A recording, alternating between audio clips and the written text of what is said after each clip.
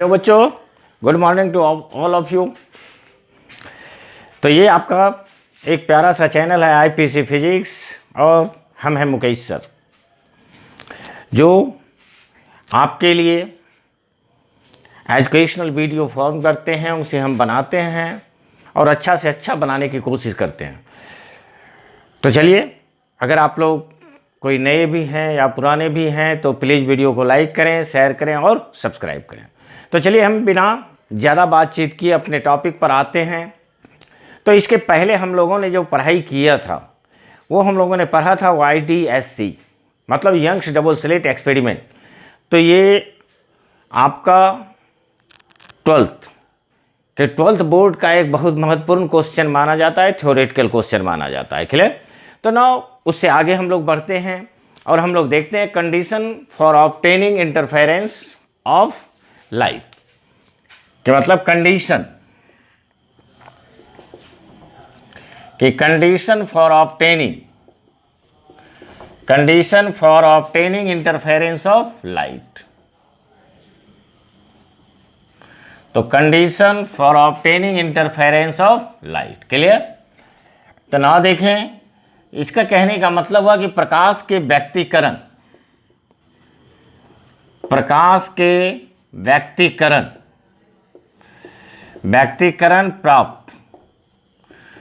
प्राप्त करने की स्थिति। तो प्रकाश के व्यक्तिकरण प्राप्त करने की स्थिति क्या, आखिर वो कौन सा कंडीशन है जो हमें इंटरफेरेंस प्राप्त करने के लिए जरूरी है। ओके, तो ना चलिए हम लोग सबसे पहले बात करते हैं कि ये जो लाइट वेव हैं कि लाइट वेव कैसा होना चाहिए, शुड बी मोनोक्रोमेटिक। कि the light wave should be, तो light wave should be monochromatic.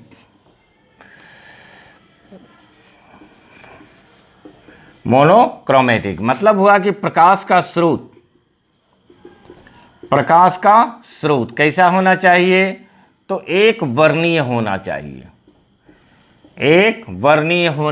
चाहिए। इसका मतलब ये हुआ कि जो भी लाइट होती है उसका वेवलेंथ सेम हो, एम्पलीट्यूड सेम हो, तो उसे हम एक वर्णीय मोनोक्रोमेटिक बोल सकते हैं। क्लियर? नाउ देखें सेकेंड पॉइंट। तो सेकेंड पॉइंट की हम लोग बात करते हैं आपसे। तो आपने देखा कि नहीं, इसमें हम एक लाइट वेव को दो लाइट वेव में कन्वर्ट कर देते हैं। मतलब उसे हम दो लाइट, मतलब एक सोर्स S से लेते थे, फिर हमने दो स्लिट लिया S1 और S2। तो कहता है the light wave emitted from, कि the light wave emitted from S1 and S2। S1 and S2 का मतलब हुआ टू स्लिट्स। तो यहां पर हम लोग टू स्लिट्स भी लिख सकते हैं, टू स्लिट्स। क्लियर? कि the light wave emitted from S1 and S2 should be of, तो ये आपको कहता है कि should B of same amplitude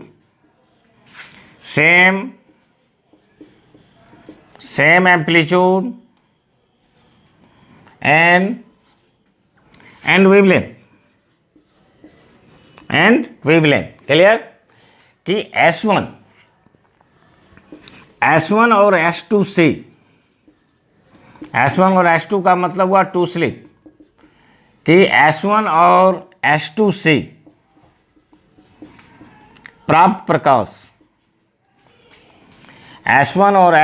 प्राप्त प्रकाश का आयाम और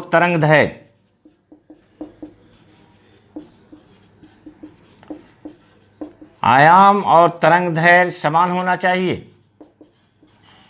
तो आयाम और तरंगदैर्घ्य सामान्य होना चाहिए। तो ये आपका था दूसरा पॉइंट। ना हम लोग अगर तीसरे पॉइंट की बात करें तो तीसरा पॉइंट क्या होता है? क्लियर? तीसरा पॉइंट क्या होगा कि S1 और S2 के बीच की दूरी न्यूनतम होनी चाहिए। जितनी कम से कम आप रखोगे उतना अच्छा इंटरफेरेंस प्राप्त होता है। तो कहता है द डिस्टेंस बिटवीन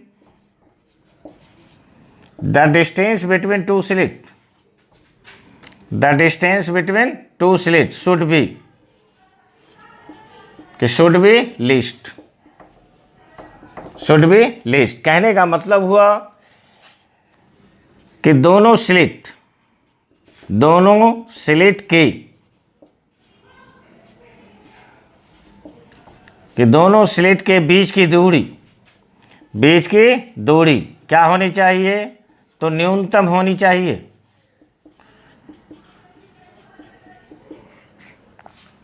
दोनों स्लिट के बीच की दूरी न्यूनतम होनी चाहिए। क्लियर।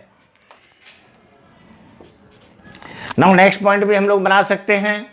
तो नेक्स्ट पॉइंट आप भी सोचें थोड़ा कि नहीं और क्या हो सकता है। Okay, please think.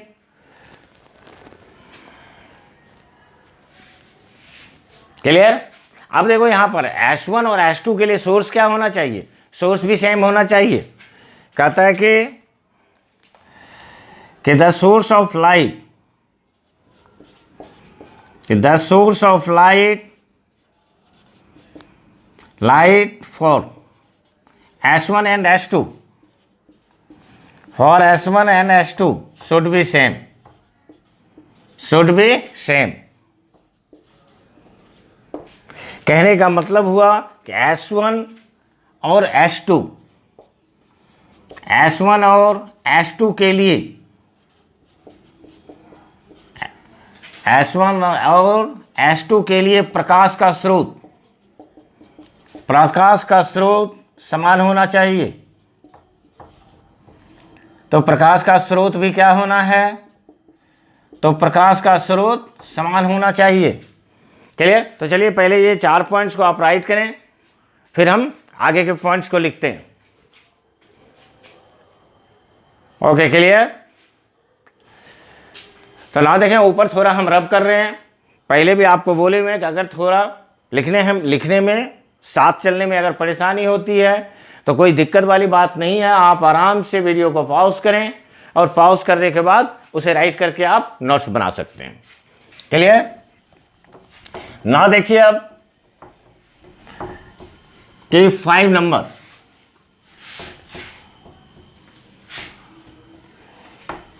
तो ये कहता है कि ये जो 2 लाइट वेव आपको प्राप्त होती हैं, तो दिस इज 5 नंबर, कि द 2 लाइट वेव्स,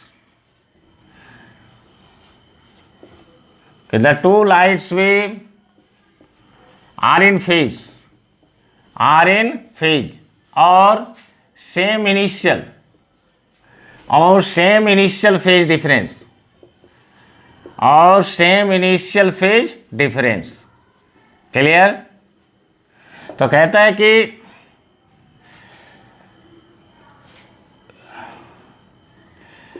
प्रकाश तरंग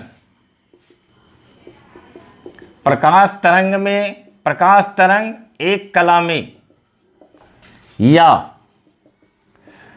समान प्रारंभिक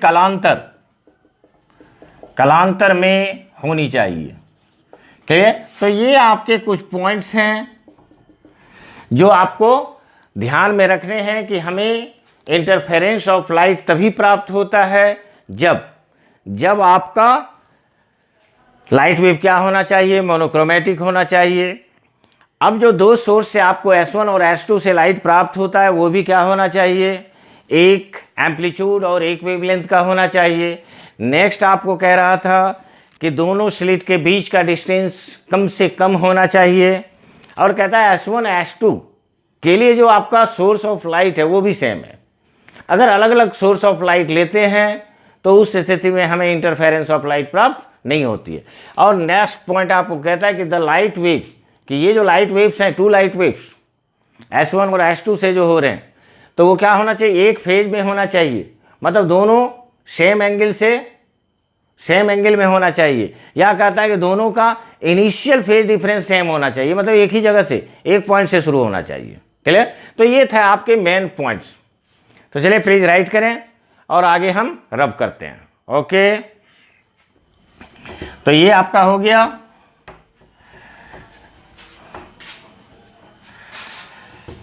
तो ये था कंडीशन कि वो कौन सा कंडीशन है जो आपको इंटरफेरेंस ऑफ लाइट प्राप्त करने के लिए आवश्यक हैं।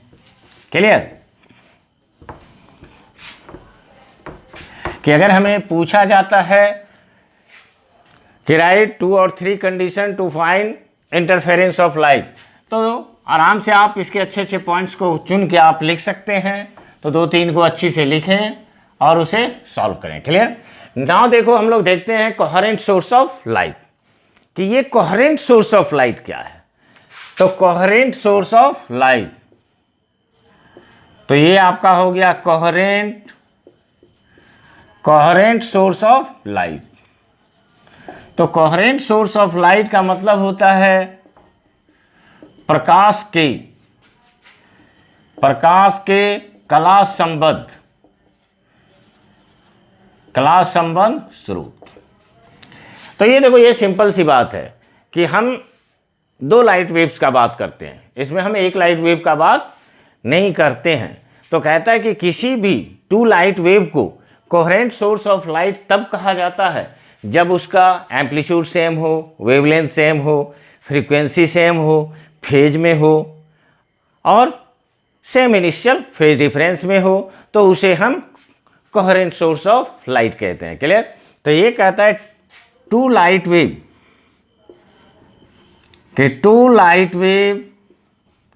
Are said to be coherent source of light. 2 light wave are said to be coherent source of light if they have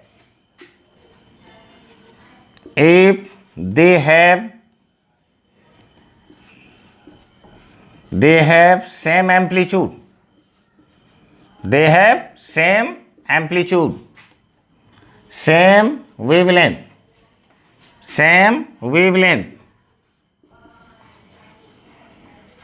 और सेम वेवलेंथ, या हम लोग क्या बोल सकते हैं, are in phase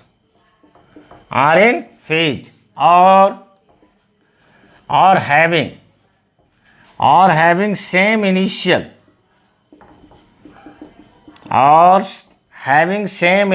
phase difference. तो अगर आपका ये सारे फिजिकल क्वांटिटी अगर सेम है तो उस स्थिति में आप कोहेरेंट सोर्स ऑफ लाइट दोनों को बोल सकते हैं। क्लियर? कहने का मतलब हुआ कि दो प्रकाशीय तरंग को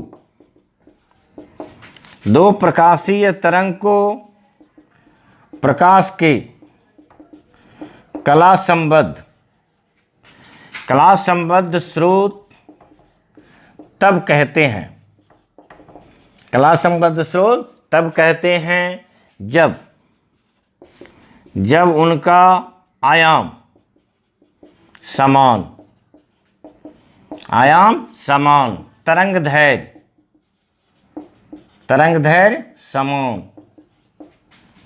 दैर्घ्य समान कला में या और समान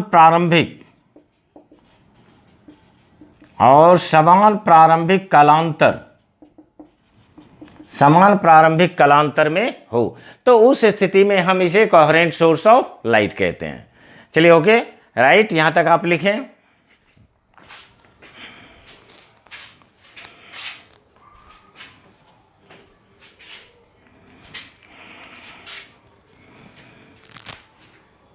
चलिए, कंप्लीट।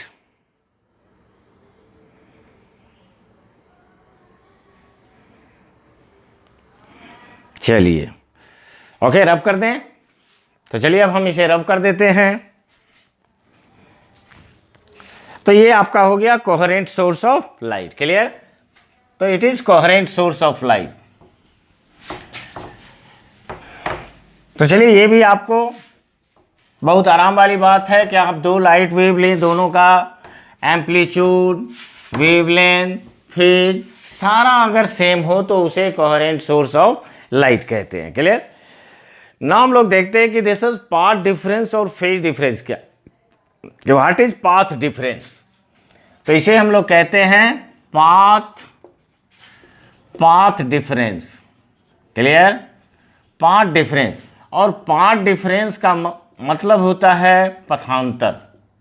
और पथांतर अगर आप देखें तो ये जस्ट ये बोलना चाह रहा है कि दो लाइट वेव गई, जैसे आप देखते हो यहाँ से कि ये आपका एक सोर्स था S1, ये सोर्स था S2, S1 और S2, ये आपका स्क्रीन है।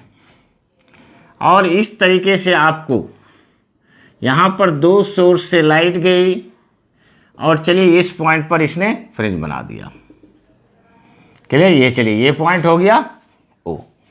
अब देखो यहाँ पर ये जो दो लाइट वेव चल रही हैं, अगर इसका डिस्टेंस देखें तो पहला लाइट वेव का डिस्टेंस क्या होगा, S1p। क्लियर। और दूसरे लाइट वेव का डिस्टेंस क्या होगा, S2p।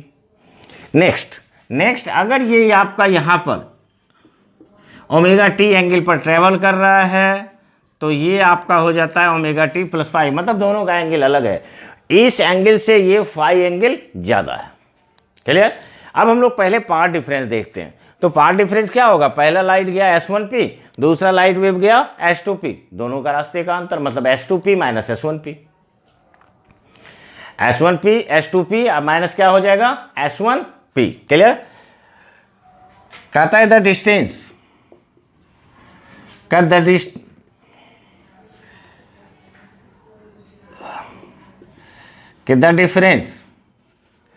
difference in distance of two light waves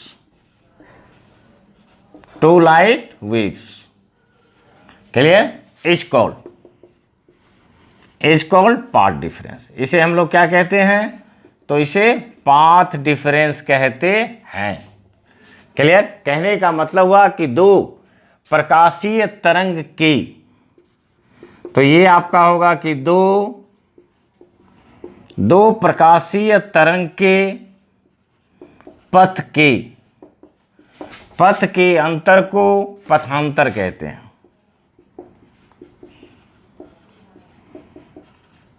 तो पथ के अंतर को क्या कहते हैं, पथांतर कहते हैं।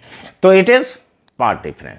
तो ये यहाँ से अगर हम लोग path difference S is equal to लिखें तो ये आप लोग लिख सकते हैं कि दिस इज पाथ डिफरेंस। और चलिए हम यहाँ पर पाथ डिफरेंस को S से डिनोट करते हैं, तो ये आपको क्या मिल जाएगा, S2p, अब माइनस क्या हो जाएगा, S1p। It is path difference. Clear. बहुत सिंपल सी बात है कि दो लाइट वेव के पाथ का अंतर निकाल लिए, उसे हम क्या कहते हैं, तो उसे पथांतर कहते हैं। ना देखो यहाँ पर आती है जिसे हम लोग कहते हैं phase difference. It is called phase difference. तो फेज डिफरेंस क्या होता है, तो इसे हम लोग कहते हैं कलांतर। फेज डिफरेंस को क्या कहते हैं, कलांतर। तो ये हो गया आपको कलांतर, और इसे फाई से डिनोट किया जाता है। फाई मतलब, तो फाई हम लोग इस तरीके से लिखते हैं, तो ये आपका हो गया फाई, तो इसे फाई से डिनोट करते हैं और ये एंगल को बताता है। तो ये जो दो लाइट वेव हैं, तो दोनों के बीच एंगल में भी कुछ ना कुछ अंतर है, तो वो जो अंतर है उसे हम फेज डिफरेंस कहते हैं। कहता है the difference in phase of, कि the difference in phase of two light waves, the difference in phase of two light waves is called phase difference. तो इसे हम लोग क्या कहते हैं, इसे फेज डिफरेंस कहते हैं। क्लियर। कहने का मतलब हुआ कि दो प्रकाशीय तरंग की, दो प्रकाशीय तरंग की कला में अंतर को क्या कहते हैं, कलांतर कहते हैं। तो इसे हम लोग फेज डिफरेंस कहते हैं। क्लियर? तो ये आपका हो गया फेज डिफरेंस और पाथ डिफरेंस। अगर यहाँ से हम लोग निकालें तो देखें फेज डिफरेंस आपका क्या निकलेगा, ये हो गया फेज डिफरेंस। और फेज डिफरेंस बराबर आप लिख सकते हैं it is omega T plus phi, अब माइनस क्या होगा, minus omega T, it is equal to phi. तो ये जो फाई हमें प्राप्त होता है ये क्या है आपका फेज डिफरेंस। क्लियर? तो ये आपका हो गया path difference and phase difference. Clear? तो सारे समझ रहे होंगे अच्छी तरीके से। तो ये आपका निकला path difference and phase difference. Clear? तो चलिए रब कर देते हैं। ओके, तो ये आपका हुआ path difference and phase difference. निश्चित समझ गए होंगे कि ये पाथ डिफरेंस और फेज डिफरेंस क्या है। ना हम लोग देखेंगे कि relation between path difference and phase difference, कि दोनों में रिलेशन क्या है, कि what is the relation between path difference and phase difference. तो ना यहां पर आप देखें आप कि relation between path difference, relation between path difference and phase difference.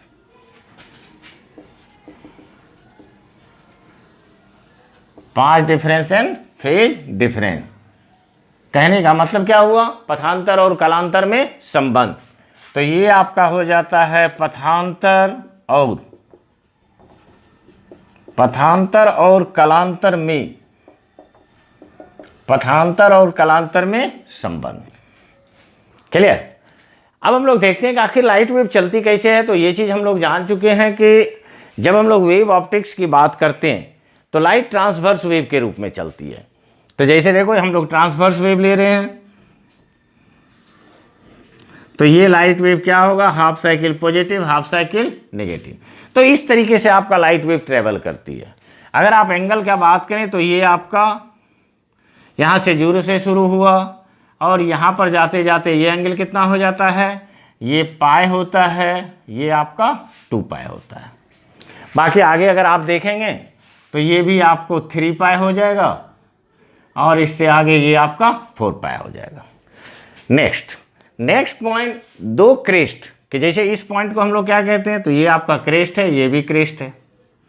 ये कहता है कि दोनों क्रेस्ट के बीच की दूरी को वेवलेंथ कहते हैं। दोनों क्रेस्ट के बीच की दूरी को क्या कहते हैं, वेवलेंथ कहते हैं। अगेन ये आपका दोनों जो ट्रॉ है, तो इस ट्रॉ के भी बीच की दूरी को वेवलेंथ कहते हैं। हम लोग ये भी लिख सकते हैं कि the distance between 2 crest is called wavelength, the distance between 2 ट्रॉ is called also called wavelength. तो अगर आप देखो यहाँ से कि ये जो 0 से लेके 2 पाई का एंगल बन रहा है, तो इसे हम लोग यहाँ से भी यहाँ तक क्या कह सकते हैं, तो इसे हम लेमडा कह सकते हैं, इसे हम लेमडा कह सकते हैं। अब अगर आप गौर करो तो देखो यहाँ से, अगर आपका फेज डिफरेंस 2 पाई है तो पाथ डिफरेंस कितना है, लेमडा है। तो यहाँ हम इसे लिख सकते हैं कि if phase difference is 2 pi then path difference क्या हो गया, देन आपका हुआ पाथ डिफरेंस लेमडा। क्लियर? कि यदि इसे हिंदी में अगर हम लिखें तो ये आपका हो जाएगा कि यदि कालांतर 2 पाई है तो पथांतर क्या है, तो पथांतर लेमडा है। क्लियर? अब इसी चीज़ को अगर आप फेज डिफरेंस को 1 ले लो तो पाथ डिफरेंस कितना हो जाएगा, ये हो जाएगा lambda by 2 pi, lambda by 2 pi. Unitary method, एक नियम, सिंपल सी बात है। और यदि आपका फेज डिफरेंस क्या है, फाई है, तो पाथ डिफरेंस आपको क्या निकलेगा, lambda by 2 pi into 5, lambda by 2 pi into 5, जिससे आपको पाथ डिफरेंस को हमने किससे डिनोट किया था, एस से। तो एस बराबर आपको क्या निकल गया, तो एस बराबर हमें निकल जाता है लेमडा बाय 2 पाई इंटू 5। तो this is the relation between path difference and phase difference. Relation between path difference and phase difference, की पाथ डिफरेंस और फेज डिफरेंस में आपको रिलेशन होता है S is equal to lambda by 2 into 5। Clear? तो ये भी आप समझ गए होंगे कि पाथ डिफरेंस और फेज डिफरेंस में क्या रिलेशन होता है। तो ये बातें हर वक्त याद रखने वाली हैं कि लेमडा बाई पाथ डिफरेंस बराबर क्या होता है कि lambda by 2 into 5। Clear? Okay, तो चलें आगे बढ़ें, प्लीज राइट।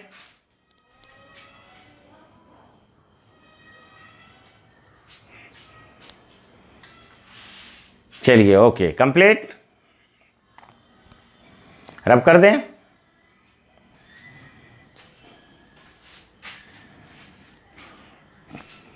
चलिए रब कर रहे हैं ना। देखें, इसके बाद आपके सामने एक महत्वपूर्ण टॉपिक आने वाला है जिसे हम लोग कहते हैं कि अभी तक हम लोगों ने नाम सुना कि कंस्ट्रक्टिव इंटरफेरेंस और डिस्ट्रक्टिव इंटरफेरेंस। तो वो कौन सा कंडीशन है, कैसे हम पता करेंगे कि ये कंस्ट्रक्टिव इंटरफेरेंस हमें हो रहा है और ये डिस्ट्रक्टिव इंटरफेरेंस हो रहा है। क्लियर? कि जब दो लाइट वेव सुपर इम्पोज होती है तो फिर क्या क्या कंडीशन है। तो ये कहता है कि condition for constructive and destructive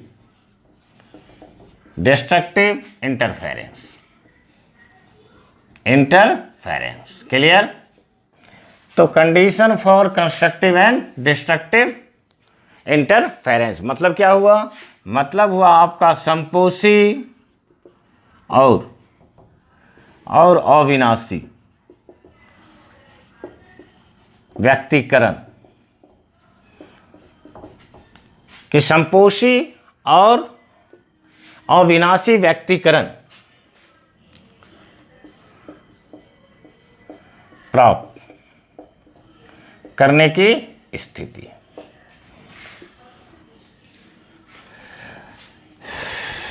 okay, तो जैसा कि आप पहले से भी जानते हो कि अगर कंस्ट्रक्टिव इंटरफेरेंस होता है तो इंटेंसिटी ऑफ लाइट मैक्सिमम होनी चाहिए, प्रकाश की तीव्रता महत्तम होनी चाहिए, और अगर आपका डिस्ट्रक्टिव इंटरफेरेंस होता है तो इंटेंसिटी ऑफ लाइट मिनिमम होनी चाहिए, प्रकाश की तीव्रता न्यूनतम होनी चाहिए।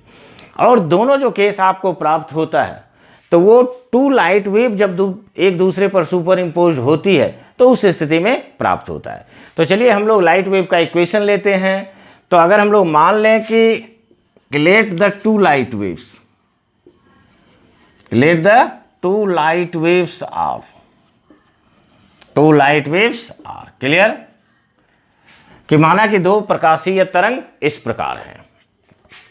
क्लियर? तो यहां पर आप हिंदी चाहे तो आप लिख भी सकते हो कि हम लोग क्या बोल रहे हैं कि माना कि दो प्रकाशीय तरंग इस प्रकार हैं। अब हम इक्वेशन की बात प्राप्त करते हैं जो कि हम लोग को 11th के एसएचएम से प्राप्त होता है।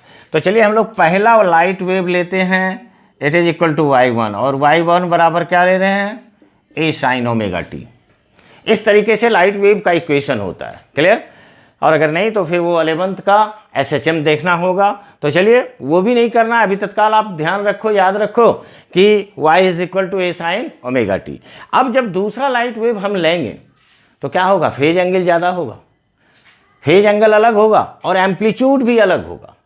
यहाँ पर ये आपको a जो है ये आपको एम्पलीट्यूड है और ये जो ओमेगा टी है ये एंगल है। तो चलिए हम दूसरा लाइट वेव ले लेते हैं, y2 is equal to b sine omega T, अब प्लस क्या होगा? फाई। मतलब दोनों के बीच में फेज का कितना एंगल जा रहा है, अंतर जा रहा है? तो फाई का। अब हम लोग प्रिंसिपल ऑफ सुपरपोजिशन के फ्रॉम प्रिंसिपल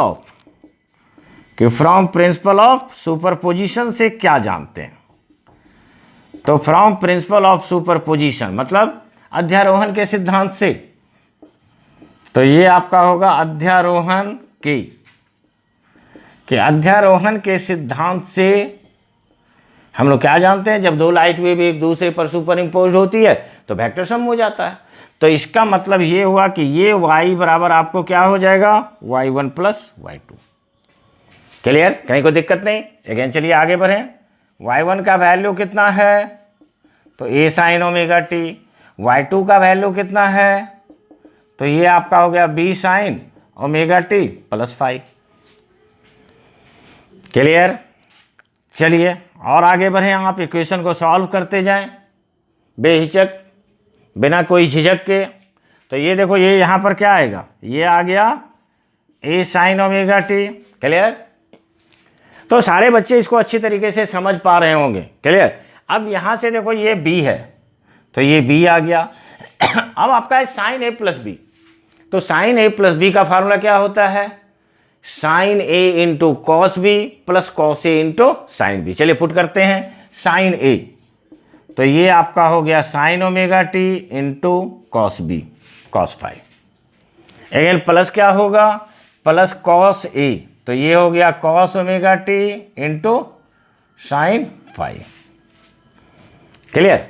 थोड़ा और सॉल्व कर दीजिए। ये हो गया ए साइन ओमेगा टी, इधर अगर आप करो तो ये आपका हो गया बी कॉस फाइव और sign omega T. Clear? Again आपका मिल रहा है बी साइन फाइव और इधर क्या मिला आपको, कॉस ओमेगा टी। चलिए एक काम करते हैं, यहाँ से देखो साइन ओमेगा टी कॉमन आएगा, तो इसको कॉमन निकाल लीजिए आप।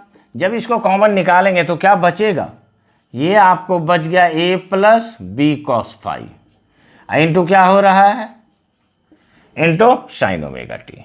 अगेन इधर आपका आ रहा है बी साइन फाइव और कॉस ओमेगा टी। तो यहाँ तक ये आपको y बराबर एक इक्वेशन प्राप्त हुआ। क्लियर? अब इससे आगे बढ़ने के लिए हम लोग क्या करेंगे कि चलिए इसको हम लोग मान लेते हैं कि लेट r cos थीटा, तो r cos थीटा बराबर हमने क्या मान लिया, a plus B cos five, और r साइन थीटा बराबर हम मान लेते हैं b साइन फाइव। क्लियर? ये मान के अब हम इस इक्वेशन में पुट करेंगे। क्लियर? तो देखेंगे क्या होगा। पहले चलिए आप यहां तक राइट करें।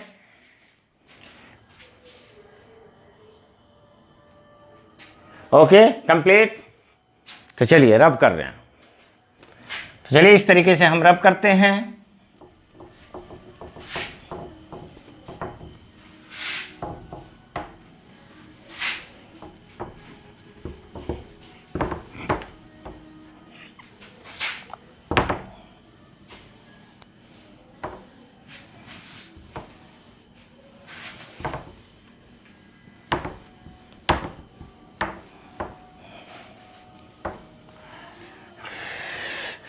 ना देखें कि अब हम देयरफॉर हम इसे लिख सकते हैं कि दिस इज y बराबर a plus B cos five था, तो a plus B cos five को हम लोग क्या माने थे, r कॉस थीटा। तो ये आपको मिल रहा है r cos theta into sine omega T plus B sine five को हम लोग क्या माने हैं, r साइन थीटा। तो ये आपका हो गया r साइन थीटा और इधर क्या था, it is cos omega T, जिसे अगेन आप देखो तो ये y बराबर आप r तो कॉमन हो जाएगा, r कॉमन निकाल लेते हैं। इधर आपका हो गया sine omega T into cos theta plus इधर हो गया cos omega T into sine theta. Again देखो ये बन गया sine a cos B, cos a sine b, फिर हम क्या लिख सकते हैं, साइन ए प्लस बी। तो अगेन ये इक्वेशन आपको बन जाएगा कि this is y is equal to r sine omega T plus theta. अब देखो इससे आपको पता क्या चला, इससे हमको ये पता चला कि जब हम दो लाइट वेव को सुपर इम्पोज कराते हैं तो तीसरा मतलब रिजल्टेंट भी हमें क्या मिलता है, वेव मिलता है। अब एक का एम्पलीट्यूड a था, दूसरे का एम्पलीट्यूड b था, तो रिजल्टेंट का एम्पलीट्यूड क्या निकला, r। क्लियर? a और b में फेज एंगल था फाई, तो यहां पर फेज एंगल कितना मिल रहा है, थीटा, जो कि हम आगे कैलकुलेट करेंगे। तो इस तरीके से हम यहां पर लिख सकते हैं कि it is also a wave, it is also a wave, कि यह भी एक तरंग है। क्लियर? तो ये तो आपने प्रूव कर दिया कि अगर हम दो लाइट वेव को सुपर इम्पोज कराते हैं तो हमें रिजल्ट क्या मिलता है, तो रिजल्टेंट भी एक वेव ही मिलता है। क्लियर? तो ये तो हो गया। अब आता है कि उसका एम्पलीट्यूड होगा कितना, तो उसका एम्पलीट्यूड कितना होगा आर। अब हम आर का वैल्यू निकाल लेंगे। तो जब हम आर का वैल्यू निकालते हैं तो नाउ देखो आर या आर स्क्वायर को हम लोग लिख सकते हैं, इट इज आर स्क्वायर, और इधर हमने कर दिया कॉस स्क्वायर थीटा अब प्लस साइन स्क्वायर थीटा, क्योंकि cos square theta plus sine square theta क्या होता है, इट इज इक्वल टू 1। 1 से आर स्क्वायर में गुना करेंगे तो रिजल्ट 1 ही होगा। ओके, कहीं कोई अंतर नहीं है ना। अगेन देखो सॉल्व करो तो r square cos square theta, ये क्या हो गया आपको r square sine square theta. अब हम क्या करेंगे कि इसे ए और बी के फॉर्म में सजा देंगे। अब देखो आर कॉस थीटा को हम लोग क्या माने थे, तो आर कॉस थीटा को हम लोग माने हुए हैं A plus B cos phi. Clear, put कर सकते हैं। यहां पर आर स्क्वायर है cos square theta, R square cos square theta मतलब A plus B cos phi, तो A plus B cos phi का होल स्क्वायर। क्लियर ना।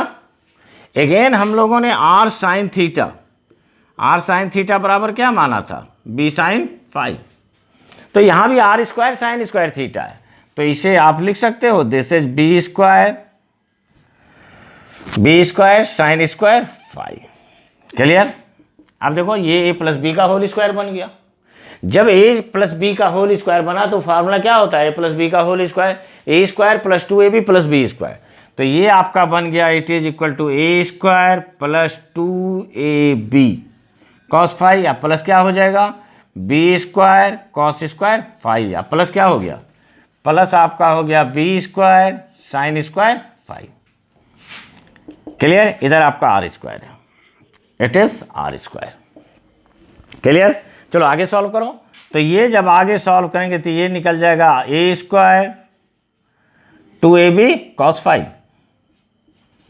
और इधर से हम लोग बी स्क्वायर को कॉमन ले लें, तो बी स्क्वायर को जब कॉमन लेंगे तो ये आपका बन गया कॉस स्क्वायर फाई अब plus sine square phi. Clear, complete.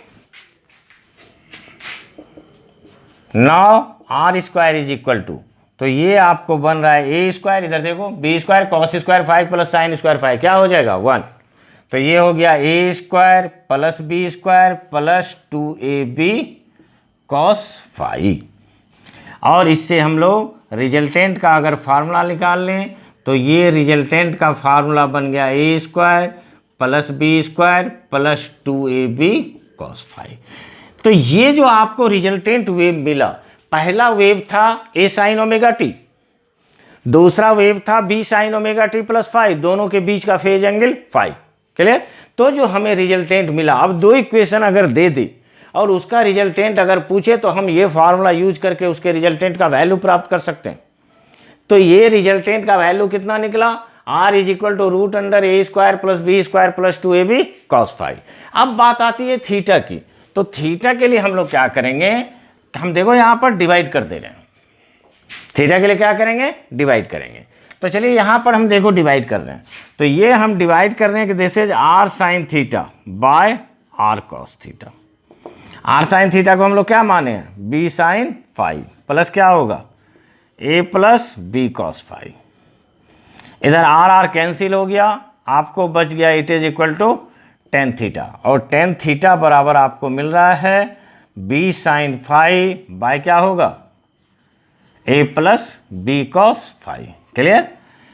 और अगर इस दोनों फार्मूला को गौर से देखा जाए तो दोनों आपको वेक्टर का फार्मूला जैसा नजर आएगा, क्योंकि वेक्टर में भी हम लोग पढ़े हुए हैं कि अगर एक वेक्टर ए है दूसरा वेक्टर बी है और दोनों के बीच का एंगल अगर थीटा है तो उसका रिजल्टेंट क्या होता है रूट अंडर ए square plus B square plus 2ab cos theta. उसमें भी जब हम लोग टेन अल्फा का वैल्यू निकालते हैं तो ये निकल जाता था b sine theta by a plus B cos theta, मतलब नथिंग एक्स्ट्रा। क्लियर। तो ये तो आपका हो गया कि this is resultant is equal to, तो आपने देखा कि हमने दो वेव लेके चला और दो वेव के द्वारा हमने रिजल्टेंट का वैल्यू निकाल लिया, तो ये हमें रिजल्टेंट का वैल्यू निकला है। तो चलिए कंडीशन फॉर कंस्ट्रक्टिव और डिस्ट्रक्टिव इंटरफेरेंस का क्या रिजल्ट आएगा, तो ये रिजल्ट अभी भी थोड़ा हमसे दूर है। क्लियर। तो चलिए वहाँ तक तो आज नहीं पहुँच पाएंगे, नेक्स्ट क्लास में हम आपके लिए वहाँ तक पहुँचेंगे। तब तक के लिए हमने रिजल्टेंट निकालने के लिए सीखा, उसका एंगल निकालने के लिए सीख गया। तो इसको आप प्रैक्टिस करेंगे, एक बार अपने से भी बनाएंगे, फिर हम नेक्स्ट क्लास में आपको इससे आगे के लिए मिलेंगे। चलिए तो फिर मिलते हैं। अच्छा लगता ही है, लगा ही होगा, तो प्लीज़ आप वीडियो को लाइक करें, चैनल को सब्सक्राइब करें और बेल आइकन को दबा दें। तो चलिए फिर नेक्स्ट क्लास में आपसे मिलते हैं, तब तक के लिए थैंक यू।